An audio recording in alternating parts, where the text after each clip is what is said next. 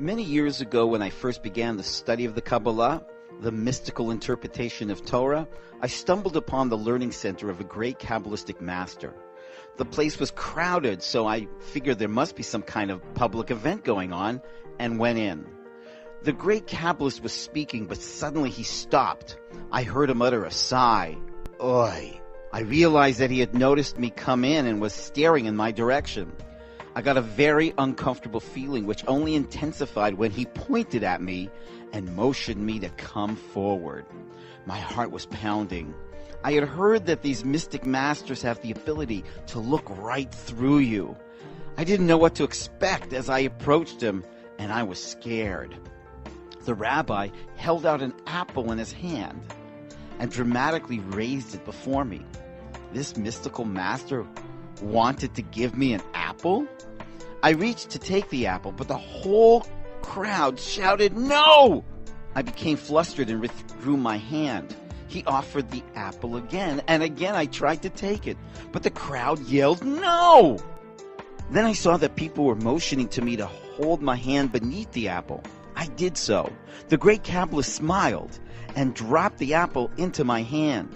He then bent over and, in a tone that seemed to admonish me, whispered in my ear, "What have you been learning?" Before I could answer, he walked away. It took me years before I realized what all that meant.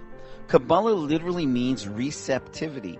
Indeed, it's about mastering the art of receiving. The Kabbalist saw into my soul that I was learning Kabbalah and yet had completely missed its central point. He was teaching me, don't take the apple, receive it. This is taking. This is receiving. To take is to have, to own, and then to be alone. But to receive is to be in a relationship and to feel cared for. Receiving the apple turned it into a gift, a transmitter of a loving connection with the giver. The Kabbalah teaches not how to get more out of life, but how to receive more of life. Don't be a lonely, selfish taker, but a beloved, grateful receiver. Don't take your next breath, receive it. Because when you receive life as a gift, as a present from God, it's blessed with the eternal presence of God.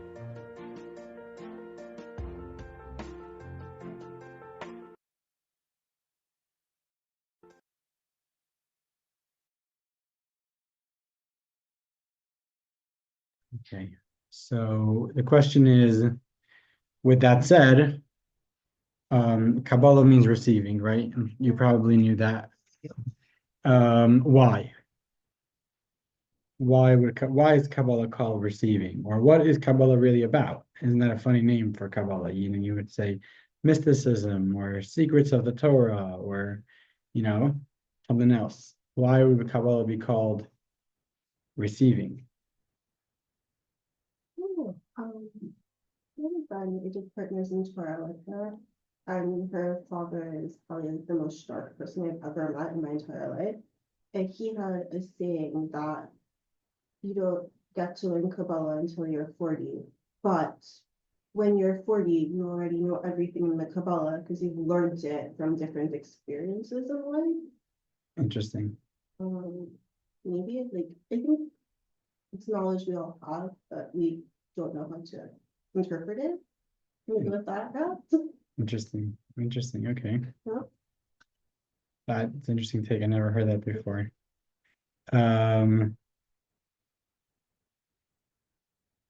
So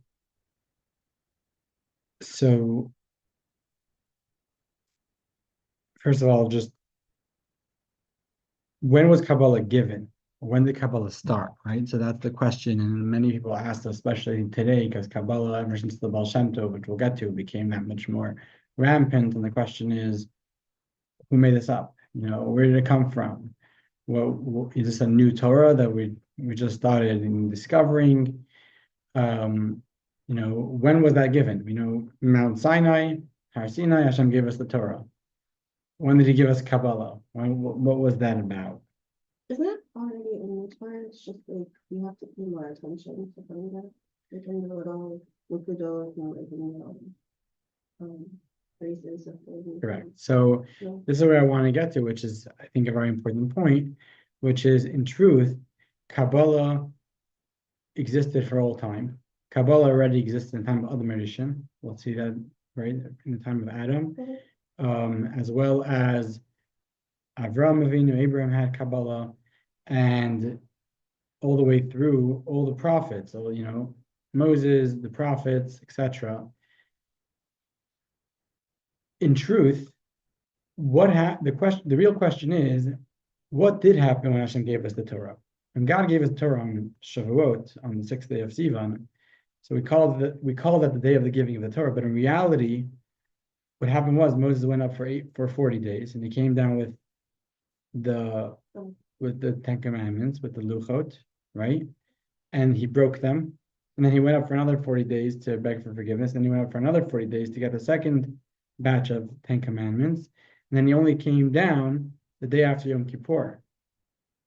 And seemingly that is the day of the giving of the Torah, which is why we actually celebrate Simchat Torah right immediately after that, because that is when we received the oral Torah, or the bulk of the Torah. Besides for the 10 Commandments that God said on the day of the giving of the Torah, what makes that the day of the giving of the Torah?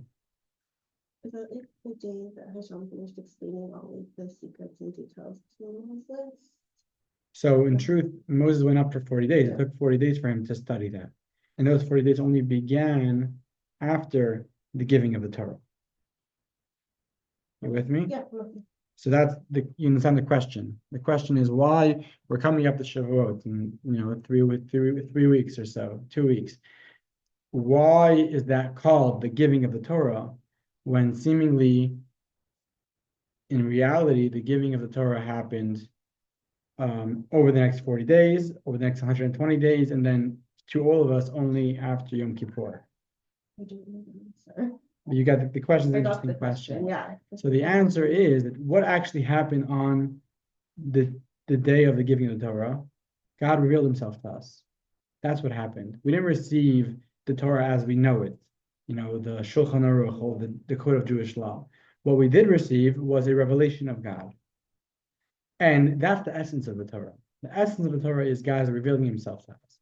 Now, how do we take that? We take that through all the laws, all the mitzvot, the code of Jewish law, and that was indeed only given to us later. But what was given to us on the day of the giving of the Torah was a revelation of God, and that is Kabbalah.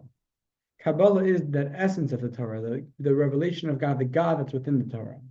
So in essence, when people say Kabbalah is a new idea, Kabbalah is a new revelation, in truth, Kabbalah preceded the rest of the Torah. Kabbalah is the first revelation of the Torah.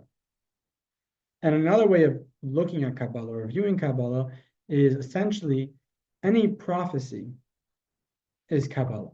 So when I said Adam had Kabbalah, what I meant was Adam had prophecy. Adam had a revelation of God. And therefore he was privy to aspects of God. In other words, what we call Kabbalah. I never heard of that one. And the same is true with Abraham, and the same is true with Moses, being a great Kabbalist, someone that always spoke to God, someone that the only person that asked to see God's face, and then God said, I can't show you my face, I'll show you my back. That's all Kabbalistic ideas. God is revealing to him aspects of himself. And to take and then moving forward, all the prophets, Joshua and Samuel and all the prophets that followed were all Kabbalists. They were all people that knew and possibly taught, not to us, but taught to their close students, secrets of God, parts of God that we cannot necessarily comprehend.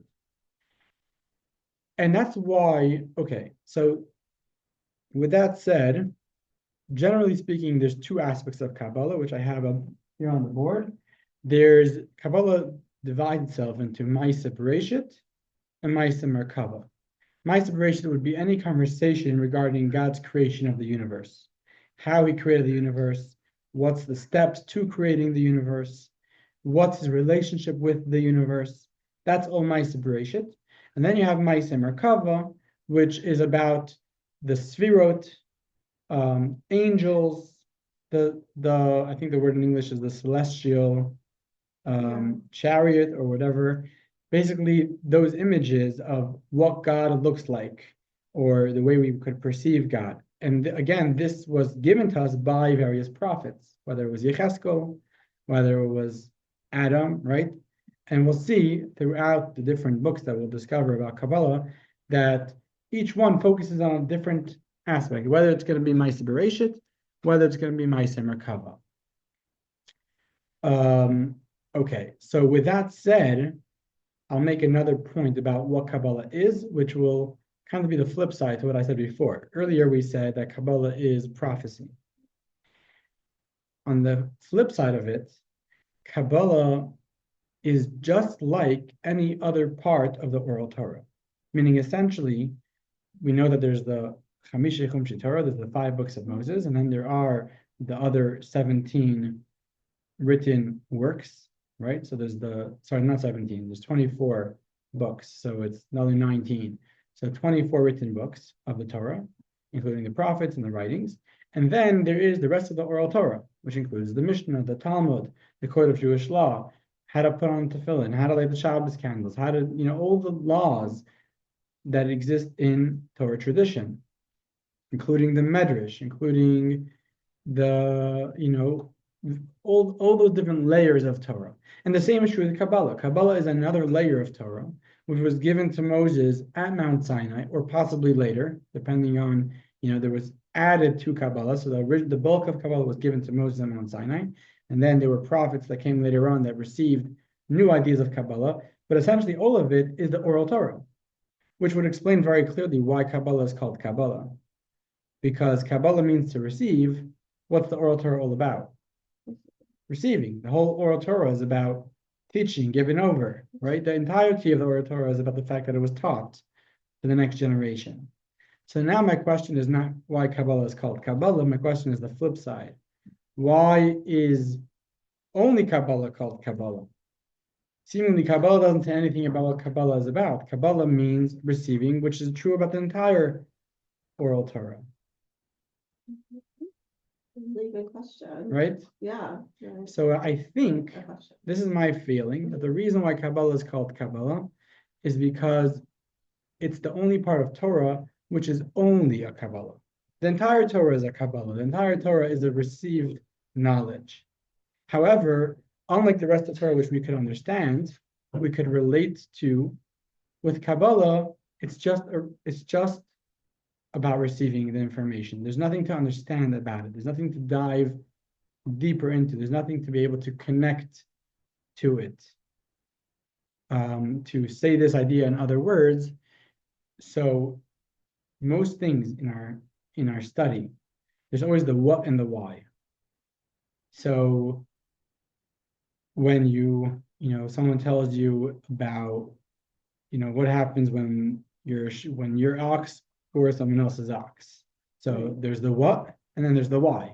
The what would be that you got to pay half or full or whatever the case might be. And then there's the why. And they're two separate things. You could study the what, and then you could study the why. In Kabbalah, the what and the why are very much the same thing. In other words, if someone told you that there are 10 sfirot, if you just know the what without the why, you don't actually know the what. Because what did you tell me? What do you know? What knowledge do you contain? Sphirot. What are sfirot? I imagine it was like circles around God. That's not a thing. Correct. Yeah. So you would have to have the why. Yeah. If you understand the why are there 10 sfirot? What are they about? Then you also understand the what. But without the why, you don't have the what. Does that make sense? Yeah. In other words, it's something which is mystical, lofty, something which is not something that we could contain, hold in our hands. And therefore, when I'm told there are 10 sfirot out there, the only thing I have is the fact that I was told it. I don't have anything. I can't be like, oh, that makes sense. Right? Right, of course. It's just a Kabbalah. That's all it is. It's just the fact that I was told it, I was given it, I was handed it over by somebody. And so I think that's the reason why Kabbalah is called Kabbalah, because it's only a Kabbalah. There's nothing else to it. All it is the fact that it was handed down, received by greater Kabbalists. What? I like that. You like that? So here comes my next question, which is, we know that we'll get to this a little later in terms of the actual sequence of events. What happened in terms of, I just want to make sure I didn't miss anything. I did miss, was a joke that I prepared, was my friend told me he started learning Kabbalah. So I asked, seriously, you're that holy? He said, holy? No, I just needed a new way to misunderstand Torah more deeply. That's a good one. Right? Okay, so we know that in terms of historically, Kabbalah was secrets of the Torah, something that was hidden, something that the bulk of the people did not learn.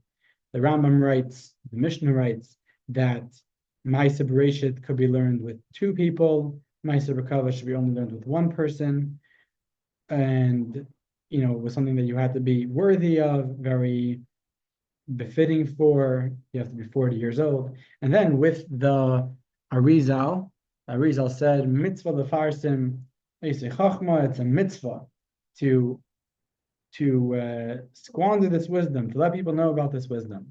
And then the Baal Shem Tov came around and kind of took it and introduced it in the light of Chassidus and made it very vast knowledge and very available. And then came Chabad Chassidus, which again we'll get to, which literally claimed that you could understand these stuff, which is going to be something that we're going to have to understand what that means. But in that case, why is Kabbalah called the secrets of the Torah? Or is it not called the secrets anymore? I feel like it's not anymore. It's just so popular. Even probably, the celebrities going to Kabbalah Center where they don't really learn anything when they screenshot their notes, but they think they learn lots of things. Right. But in terms of, if you look at Jewish literature, Yeah. including recent Jewish literature from great rabbis, so we still use the wording, the revealed aspect of Torah and the hidden aspect of Torah. When seemingly it's not hidden anymore. Hidden would seem to be something that's not shared. But if something is shared, if it's on all the shelves, if it's translated in all languages, it doesn't seem to be very hidden. So here lies a depth into what Kabbalah is all about, which is there are certain things that are only hidden technically, right? So there's something that's blocking them, like you can't see this cup if I'm holding it, but then I show it to you, so now you could see it. And then there are things that are hidden essentially. They're hidden by definition. They're so hidden that even when I show them to you, they're still hidden. They're obscured. For example, just a very basic example, if I showed you a miracle, and if God showed you a miracle, right? I can't show you a miracle, but if you saw the splitting of the sea, as much as you saw it, you would still be baffled. Yeah. You would still be blown away. You would still not understand. So by definition, you're looking at something hidden. You're looking at something which you cannot contain. You cannot really understand. You cannot really perceive. The idea of Kabbalah being called the secrets of the Torah or the hidden Torah is not because it wasn't shared.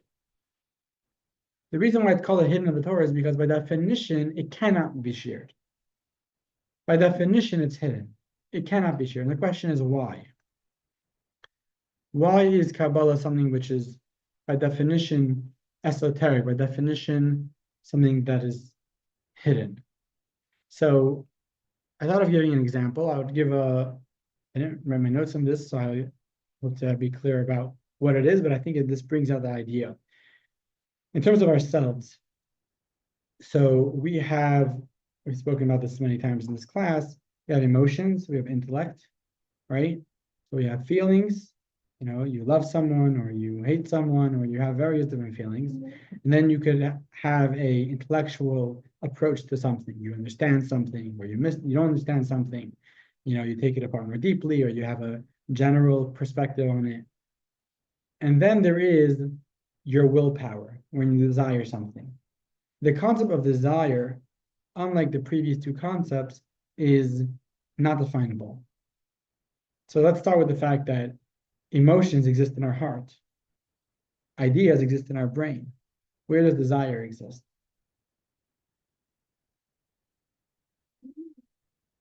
So the answer is it's all over.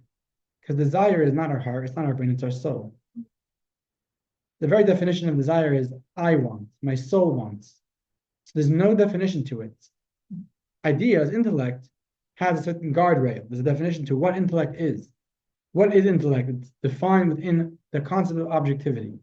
What is emotions? It's the concept of subjectivity. It's the concept of how I relate to it, how I feel about it, what it does for me. The concept of desire is none of the above. Desire is just the fact that I want it.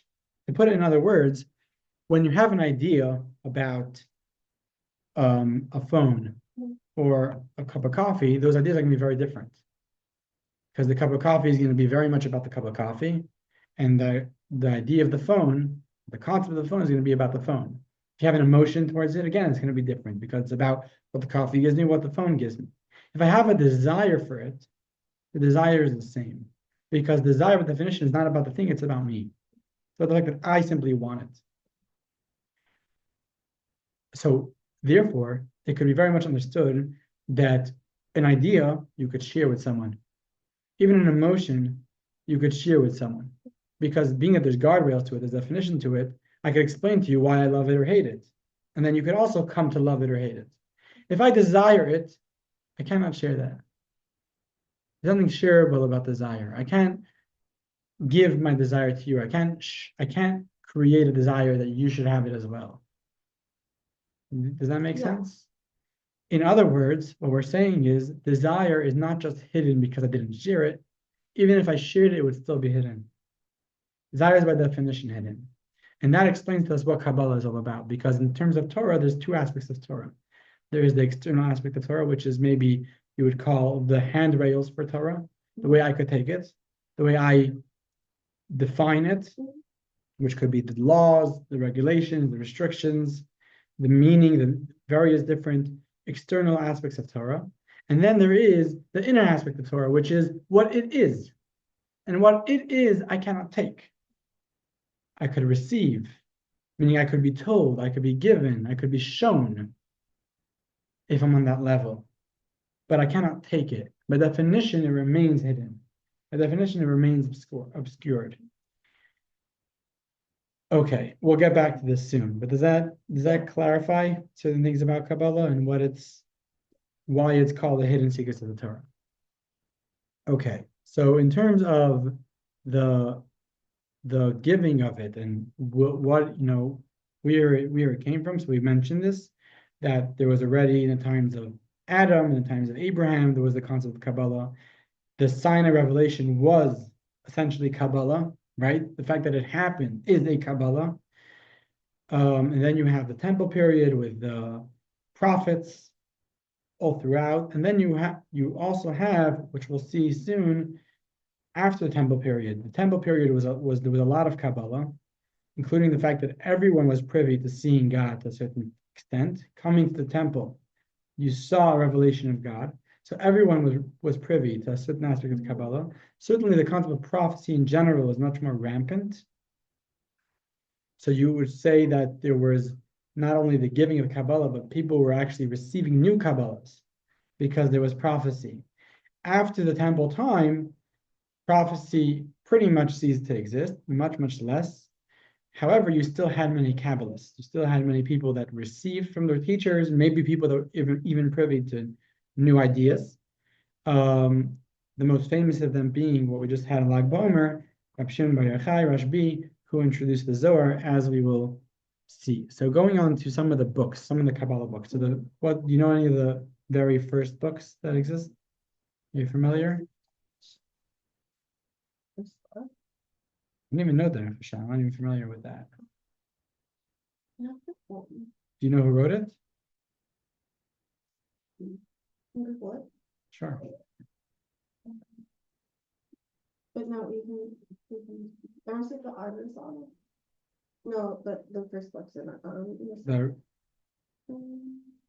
I've never heard of Derek Hashem. Interesting. Moshe Chaim Luzzatto. Okay, I've never heard of them. Very interesting. Your light is on, your flashlight's on. So the very oh yeah, I recognize that actually. The very first book of Kabbalah is actually a controversial topic. because I believe the very first book that was known was the Sefer HaBahir. The Sefer HaBahir is a work that focuses primarily on the way God created the world. Maybe I would call it Ma'aseh Bereshit. Focusing a lot on the various different letters of the alphabet, right, of the Aleph Beis, Aleph through Tav, talking about the significance of each letter and why those letters have the power to create the world, which is something that since Chabad went into much more, the concept of Hashem creating the world through 10 utterances, and each of those 10 utterances actually contain the power of creation through their letters. Each letter represents a godly energy. And this is very much what the work of the Sefer HaBahir talks about. It was written by a Tana, which is a rabbi from the time of the Mishnah, Rabbi Nechunya ben Akana, from the 1st century CE. And that was known as the first book. But then there was Sefer Yetzirah. Now, Sefer Yetzirah is about the creation. It's called Sefer Yetzirah, which means the book of formation. The Sefer Yetzirah is a controversial topic in terms of who wrote it. While some people claim that it was written by Rabbi Akiva, who was the teacher of Rashbi or Shem Bar Yochai, the general consensus is that it came from Avraham Avinu, from Adam, from Abraham, or even from Adam, even from Adam, which is why I said that Adam was a Kabbalist. Sefer Yetzirah is the secrets of God's actual creation of the world. He says this is the meaning of each of the animals. This is the meaning of each object that you see. It contains the secrets of creation itself, which is why we understand, according to many, that Adam was actually the one that showed us that work, that wrote it down, that knew it. Possibly it was something that he taught, which was passed down through Noah to Abraham, and ultimately to Rabbi Akiva, who wrote it down. So that could also be another option of how these things came about. And then finally, there is the Zohar. The Zohar we know. The Zohar was written by Rabbi Shimon Bar Yochai, although that's a big controversy. Are you aware of that? So in truth, we didn't have the Zohar until the 13th century. So Rabbi Shimon Bar Yochai lived in the 2nd century CE, and the Zohar did not exist, as far as we were concerned, until the 13th century. There was a rabbi by the name of Moshe de Leon. Moshe de Leon lived in Spain. He was an incredible Kabbalist. And one day he showed up and he said, I got a book from Shimon Bar Yochai called the Zohar. And this became a major controversy, and rabbis were coming to look at it and discussing, and there was arguments back and forth about why it is from Shimon Bar Yochai, why it's not from Shimon Bar Yochai. Many claimed that Moshe de Leon himself wrote it. Yeah, that feels like creepy. It almost feels like, where, why? Is this real? Correct. Yeah. Some people said that maybe it came from the Ramban, which was a big Kabbalist, which was shortly before Moshe de Leon. But this became a very, very big discussion. Part of the discussion is the fact that some of the Kabbalah, most of it talks about Reb Shimon Bar Yochai and his stories. It's about, different conversations that he had with his students, different sittings that he had with his students. Some of it talks about after he died. A lot of it talks about his death itself, which makes it very interesting that he himself would write that. Yeah. Or maybe he wrote some of it and he didn't write all of it. Or did he have like a divine prophecy and he knew what would happen? So that is what's said by some, right? There is, but there, one of the Kabbalists, I think maybe even the Arizal, shared that being that when he was in a state of giving Kabbalah, he was beyond time and space. So he was able to write down things that didn't happen yet. Similar to the fact that Moses was able to write down in the Torah things that would happen later on. But practically speaking, after all said and done, which this is a topic that you could have a class on its own, and you go on forever about the various proofs this way or the proofs that way. But today, day and age, we all accept that the Zohar came from Rav Shimon Bar Yochai. At least the bulk of the Zohar came from Shem Bar Yochai and his students at the time. You ever watch Rabbi Mother? Who? Rabbi Mother? No. He had a lot of very creepy videos about Sefer Bereshis. I don't know, obviously I've never read it, so I don't know, but like very creepy, like about like the theory where it came from, like how it was dispersed. Zohar? The Zohar Sefer Bereshis? Yeah. Got it. I don't know, I can find them and film them too. They're Interesting. very creepy. He claims that he died and came back twice. And there's like all these like he might be a bit of a charlatan, but he's very interesting. He lives like up in Scotland and like, he thinks he's like very special. Interesting. I think I saw some stuff during the COVID. Great, yeah, during COVID, and he's spoken great much. I think times. Oh, really? Also, he's interesting Very, character. sounds interesting. Okay, sorry, that was like very side note. No, that's very interesting. So I thought there's actually these really cute clips on Chabad.org called Kabbalah tunes. Okay, Have you heard of that? No. So are they like the little cinnamon cheese? no. No. So Okay. there's a rabbi named Rabbi Tzvi Friedman Oh yes, I remember. who writes on Chabad.org, Yeah. and he is very, very deep, but he also is very funny, as you'll see. And he created these videos. They're essentially kid videos. They're very deep. Probably, yeah, they're very, very deep. The reason why I chose to, I have two of these videos that I thought about showing, short clips. The reason why I showed this is he has a series that he goes through the Kabbalistic meaning of all the Aleph Beis. So I just chose one to show an example, but I thought that would demonstrate a little bit of what Sefer Yetzirah is about. Obviously, on a very dumbed down level, but On a cute level. on a cute level.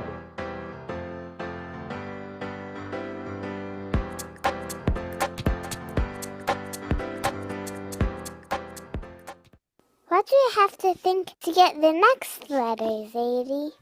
You need to imagine someone bent over, poor and hungry. Okay. That's a Daled. Daled means poor. Now imagine someone chasing that poor person. That's a Gimel. Gimel means giver. Those are two letters. That's because those two letters go together. You see, Gimel is chasing Daled. Why? Because Gimel wants to help Daled. So much? Of course, because Daled can give Gimel something Gimel doesn't have. Daled doesn't have anything, he's poor. Right. So the only way Gimel can have a mitzvah is by chasing Daled to give him something. Oh, I get it. Like you getting the mitzvah by teaching me.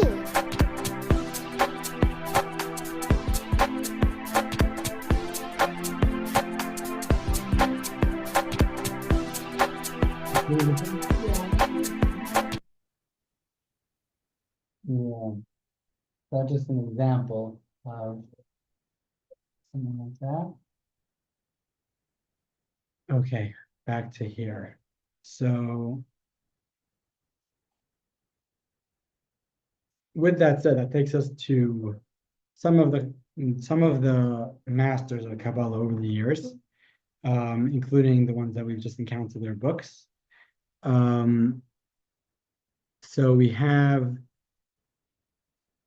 again, we mentioned about the before Sinai, we had Adam, we had Noah, the whole chain of Kabbalists over there, Abraham, and then ultimately Moses on Mount Sinai, all the prophets. And then we had the Tanoic age, which we spoke about, the 1st and 2nd century. Then there was a pretty big group of Kabbalists in the 12th and 13th century. We mentioned Moshe de Leon, the Ramban, and others at that time. And then ultimately we had in the 16th century what was called the Golden Age of Kabbalah. And the Golden Age of Kabbalah was a group of Kabbalists that lived in Tzfat, which is, I think, where Tzfat got its name for being Kabbalistic space. And that wasn't long before the Baal Shem Tov. So ultimately, this period just grew more and more. And the most famous of those Kabbalists in Tzfat is the Arizal. But we also have Rabbi Yosef Cairo, which wrote the Code of Jewish Law. We have the Alshich. We have Shlomo,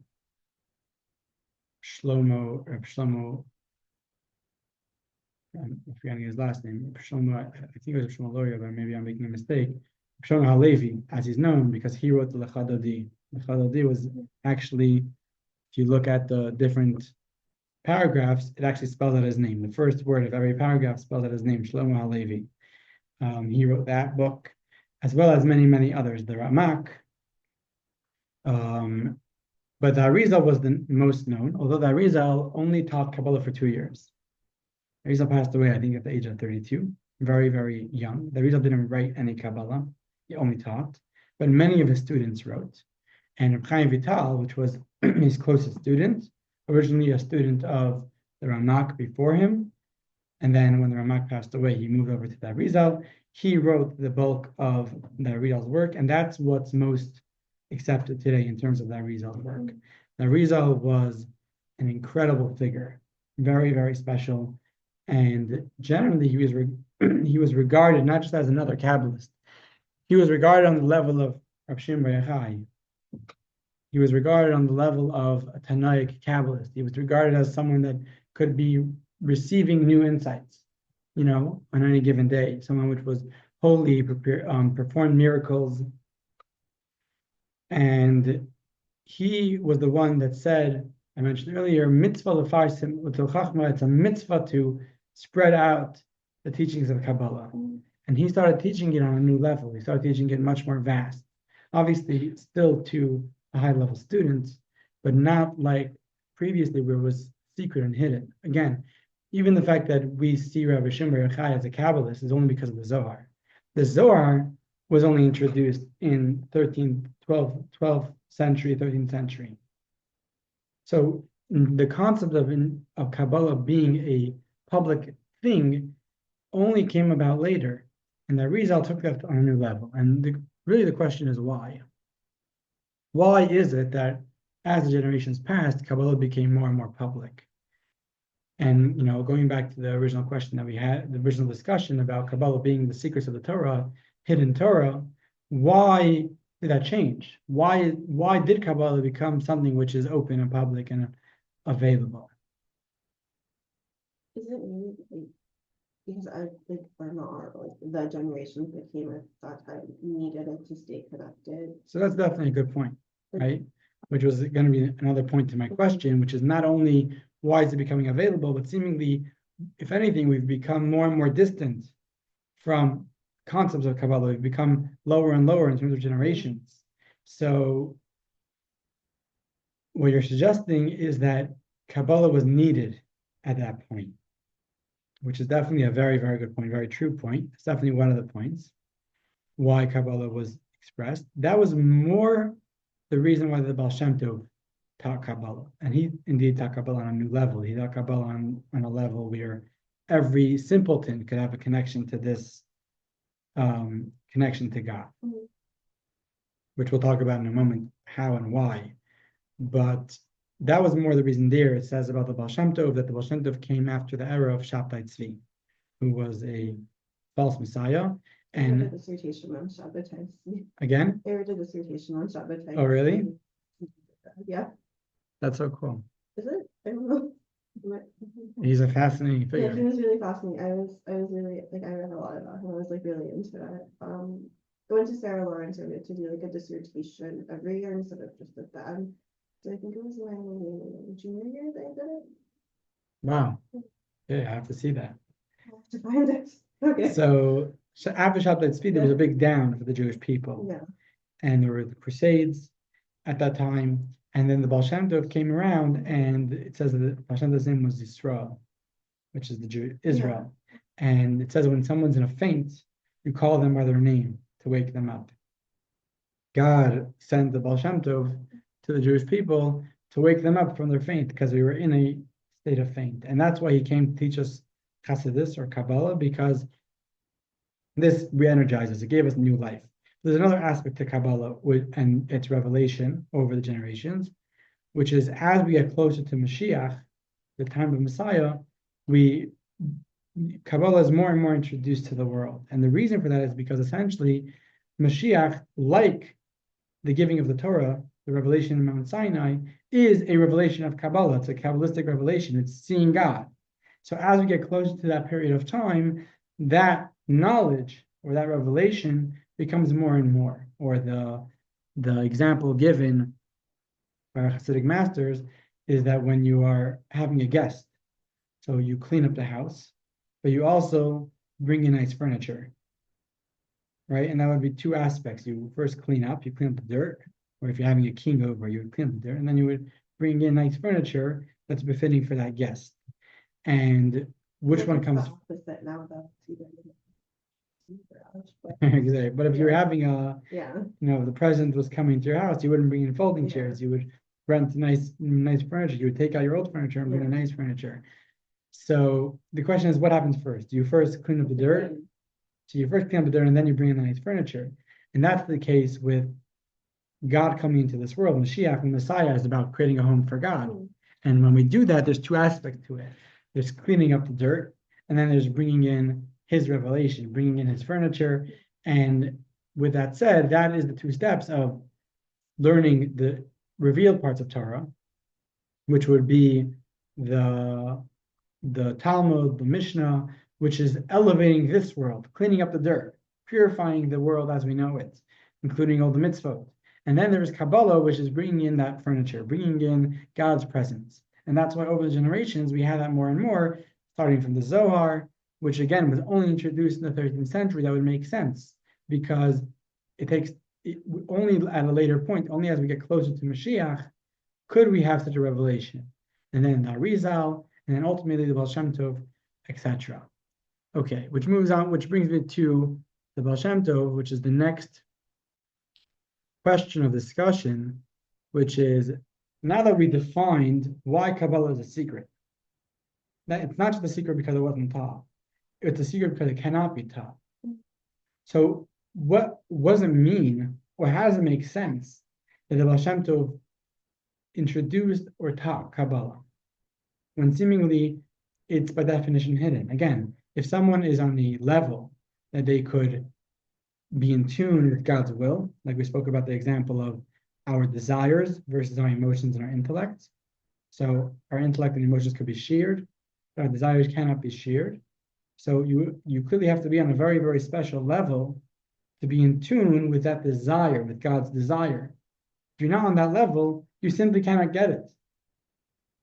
Okay, so I have questions. When I was in college, we studied with Glenn Diner.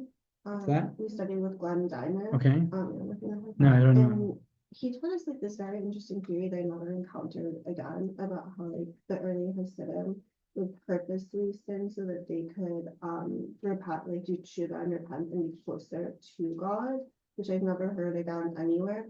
But he has a whole book about it. And when you read like the Tanya, it's all about like the Bein Oni and like how you want to be like the simple person, you want like the regular person to like have an experience of God, and like a lot of it like through Glenn Diner's theory was through happiness, and like everyone was like very downtrodden because it was a bad time for the Jews and the pogroms and Shabbatai Tzvi, and then like because it was so bad, you wanted to find like very simple ways to be happy, like the idea like where like the person came to shul drunk and like the rabbi said to him like that your mitzvah means more to me because like you did it with a full heart, sort of. Or like there's that story about like the Passover Seder. I'm trying to remember it. It was so long ago. Sorry, I'm in my mid-30s. But there's the story about the Passover Seder where like the rabbi had like the best Passover Seder possible and followed every single rule. And then like there was like a single person who came home and like yelled at his wife and drank a whole bottle of vodka or whatever they had at their time and like passed out. And then they both had like a vision of God, and God says to the rabbi, like the rabbi, he's like, I had the best Passover Seder in town. I did my best. And the rabbi says to him, no, you didn't. Because like there was, let's call him Joe Schmo, he had a better Seder than you because his intention was to have a better Seder. So just like he's lots saying of questions about like how this actually worked post Glenn Diner. So his claim is that it's not really true. It's just that they were trying to find excuses to be happy and find simple reasons to. celebrate? Yeah, like simple reasons to like raise the spirits of the people. So like they would stay connected to Judaism, not leave Judaism. So I would differ, definitely, and I'll get to that. That's interesting that you bring that up. I would definitely differ. And not only would I differ, but I would say that, the argument that he's making is that it was just a practical tactic Yeah, exactly. to help the Jewish people. And in truth, the Baal Shem Tov was not only, people were not only okay with the Baal Shem Tov, but on the contrary, they actually were very upset at him and they rebuked him. And, many, many people excommunicated the Baal Shem Tov and all the Hasidim. And the reason for that My mom's from like a very was, Mishnahist family. well, My mom grew up in a very Mishnahist family. I know all about yeah. that. Yeah. So, Then she married my dad, who was from a Chabad family. Oh, The wow. whole thing. Wow, that's very interesting. So They that really didn't want her to marry him. really, that's extremely fascinating. So the reason why they were so against primarily was, as you say, the Baal Shem Tov lifted up the simple people a lot, and there's a million stories about that. And their issue was that you're putting down all the Torah scholars. There were also many Torah scholars. If anything, the period of the highest education possibly in Jewish history was at that time, when in the time of Vilna, you had many, many great Torah scholars and geniuses. And when I say that it was probably one of the highest levels of Jewish education, is not because of the depth. I mean, there were definitely greater rabbis beforehand, but in terms of how vast it was a very common thing. People were learning Torah, and it was a very big thing. And Torah was always the height of what Judaism is about. And here the Baal Shem Tov came and said, not necessarily. I'm going to actually put on a pedestal a simple farmer that doesn't know how to read. Right. And that wasn't just about raising the spirits, because that was actually very bothersome. That actually created a lot of conflict, and people were very upset about it. How could you go ahead and put down the scholars, the rabbis, the teachers, the people that seemingly are supposed to inspire and hold God's torch? Which actually, the answer to that is going to come together with the answer to my previous question, which is, what does it mean that the Baal Shem Tov taught Kabbalah when Kabbalah is something that cannot be taught, that cannot be shared? And the answer is as follows. The answer is, when it comes to being in tune with something that's not definable, something that's not graspable, something that I cannot really understand. So there are two ways of being in tune with that. One way would be to see it, and a second way would be to be it. Okay. So there's aspects of yourself that there's no way that you could actually grasp them in terms of words or sentences, but you know them because of who you are. Right. And the Baal Shem Tov, the way he was able to teach or give over aspects of God to every single person, including the simpleton, was because he introduced a new concept, which is God is not something that we connect to, but God is who we are. God is inside of us. God is our essence, which is why you have these various stories. You have a story of, everyone was praying in the shul and crying because they saw that the Baal Shem Tov was very serious, because there was some sort of decree looming, and the simple farm boy came into the room and he saw everyone inspired, but he didn't know how to pray, so he screamed out from the depths of his soul, Kukariku. And the Baal Shem Tov turned around and said he was the one that annulled the decree. The reason is because the Baal Shem Tov taught us that Judaism is not just tradition, it's not something that we do, and it's not even about serving a greater God. It's actually who we are. We have a soul. And that's what the Baal Shem Tov is all about. The Baal Shem Tov was about bring your soul, which is why the Baal Shem Tov put the simple people on a pedestal, because what he introduced to us was, as much as the Torah scholar has more connection to God than the simple person externally. However, what the Torah scholar is missing is, because of that connection, he doesn't realize that his connection starts here. While the simpleton, because he lacks the ability to express his connection, he only has that interconnection. The Baal Shem Tov would love to listen to the simpleton reading Tehillim and crying over the Psalms, because that simple connection to God, of God just is. Not because I understand, not because I feel, not because I have this deep relationship, just because it simply is. That simple connection is really where God's essence lies. So essentially, if you think about it, the Baal Shem Tov was only able to introduce Kabbalah to the masses because he actually revealed a state of Kabbalah which is deeper than any Kabbalist previously revealed. Because until now, the Kabbalists only revealed aspects of God. And now the Baal Shem Tov came and revealed God's essence. He said, God is, and God is in you. And that's why you could connect to him. Does that make sense? And that also explains why he celebrated the simple people, because he was revealing a different aspect of Judaism, a deeper aspect of Judaism, which didn't exist until the Baal Shem Tov. And then finally, you had Hasidus Chabad, which was the Alter Rebbe, and all the rabbis that followed. And here's when things really got wild, because one thing is to claim that I could introduce Hasidic philosophy or Kabbalah to the masses by inspiration, by turning on their soul, by connecting to their soul, by showing them God, by showing them depth. But to say you can understand it, you could contemplate it, it could make sense in your brain, it could be like 2 + 2 = 4. I mean, I feel like everything's over my head, but yeah, in theory. In terms of Kabbalah? Yeah, I mean, just in general, I feel like I'm not like, But let's say talk about, we've studied about the journey of the soul, or there were many classes that we had here. I don't know which classes exactly you were at, but were you at the class Thoughts on Thoughts? Yeah, that was good. So that was old Hasidus, that was old talking about the depth of the soul and the depth of God and God's relationship with his world. And we had all these examples of the way our thought works versus our intellect and our emotions. Even the fact that I was able to show you or explain to you what it means that Kabbalah is a hidden work relative to us, right? Showing how we have parts that are hidden to us. We have their emotions, our intellect, and our desire. That is explaining something which is essentially lofty, essentially mystical, and bring it into our brain. It's claiming that this makes sense. And the issue with that is, I would say, a double issue. The basic issue with that is we said it can't make sense. We said before that it can't be understood. And now you're going ahead and saying that it is understood.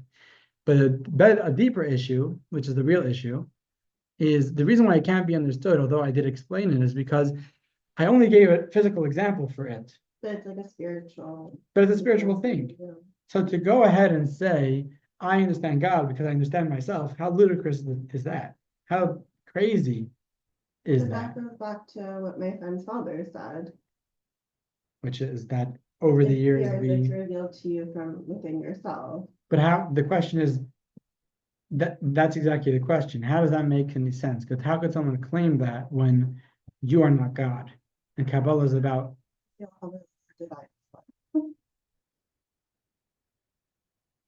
Yeah, I'm just thinking. Right. You're suggesting that, right?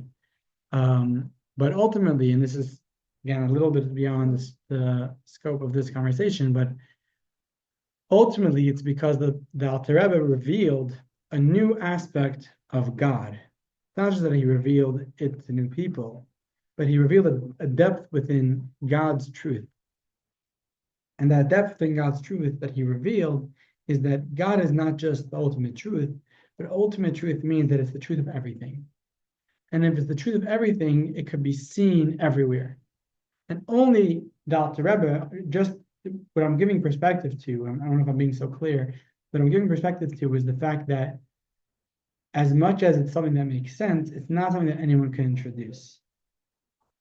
If it was always there, it's just that he pointed it out. He pointed it out, but you need someone, you need a Kabbalist, you need a Rebbe, you need someone on the level of the Alter Rebbe to point that out. If I were to come to you and say, I have a great example to explain this aspect of the Zohar, and now we understand the Zohar, I am no one to do that because I'm not in tune with those things. It's very nice that I came up with an example, but in no way does that example actually gives you that experience of the truth.